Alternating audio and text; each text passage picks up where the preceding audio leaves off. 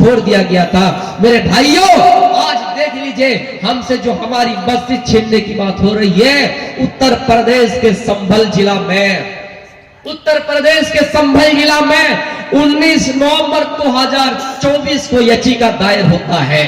याचिका दायर होता है कि यहां मंदिर तोड़कर मस्जिद बनाई गई है, लिहाजा इसकी सर्वे होनी चाहिए, जरूर की जानी चाहिए, सहमत हूं। लेकिन उसी दिन ये याचिका दायर हुआ 19 नवंबर 2024 को, और निचली अदालत से उसी दिन फैसला आता है। निचली अदालत से उसी दिन खबर आती है कि शाम तक उस मस्जिद की सर्वे हो जानी चाहिए, जबकि कानून ये कहता है, जबकि ये हमारा संविधान हमें ये बतला रहा है कि अगर कोई एक पक्ष अगर याचिका दायर करता है तो आप दूसरे पक्ष की भी सुनिए, दूसरे पक्ष की सुने बगैर आप सर्वे नहीं कर सकते हैं, कोई जजमेंट नहीं कर सकते हैं, कोई फैसला नहीं दे सकते हैं। 19 नवंबर को याचिका दायर होता है और फिर 19 नवंबर की शाम तक वो लोग सर्वे करने के लिए आ भी जाते हैं। ये निचली अदालतों से है। फिर मेरे भाइयों, दूसरे दिन बगैर दूसरे पक्ष को सुने 24 तारीख को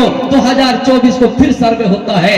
वहां की कमेटी, मस्जिद कमेटी, पूरे बस्ती के लोग जाकर संविधान के अनुसार, संविधान के तहत जाकर एहतिजाज करते हैं, विरोध करते हैं। फिर उस मौके पे पुलिस की गोली चलती है और हमारे 5 जवान, 5 लोग शहीद हो जाते हैं। हमारे 5 लोग शहीद हो जाते हैं, मारे जाते हैं, वो खत्म हो जाते हैं, शहीद हो जाते हैं। और ये गोली अगर चली भी है तो पब्लिक की नहीं, पुलिस की चली है। मेरे प्यारे साथियों, इसलिए हम कहते हैं कि अपने बच्चों को इंजीनियर बनाइए। हम कहते हैं अपने बच्चों को डॉक्टर के साथ साथ, आलिम के साथ साथ, मौलवी के साथ साथ वकील बनाइए। ये हमारी आवाज गूंज सके पार्लियामेंटों में, हमारी आवाज, हमारी सदाएं लग सके कि इन्होंने गैर कानूनी के तहत ये फैसला किया है, गैर कानूनी के तहत इन्होंने सर्वे की है। जब एक पक्ष आपको ये कहता है, एक पक्ष आपको ये याचिका दायर करता है कि यहाँ मस्जिद, मंदिर तोड़कर बनाए गए हैं, आप दूसरे पक्ष का सुनिए, उसके बाद कुछ फैसला कीजिए। दूसरे पक्ष का सुने बगैर कैसे आप जाके सर्वे कर लें? मेरे भाइयों, ये हम नहीं कह रहे, ये पूछता है भारत, ये किसी भी कानून में नहीं है।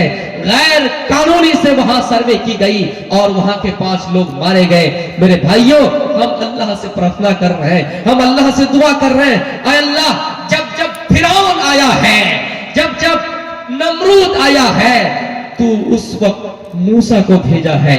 ऐ अल्लाह, तेरे घर खाने काबा की हिफाजत तूने अबाबील के जरिए से करा ली है। अल्लाह, हम मुसलमानों के अंदर ईमान की कमी है। मुसलमानों, अल्लाह से दुआ करो कि हम पक्के सच्चे मोमिन हो जाए। हमारी हिफाजत इंशाअल्लाह अबाबील के जरिए से अल्लाह कर लेंगे। और गैर कानूनी के तहत और हमारे लोगों को मारे जाने के तहत जो इन्होंने जुर्म किया है, इन्हें कड़ी से कड़ी सजा मिले।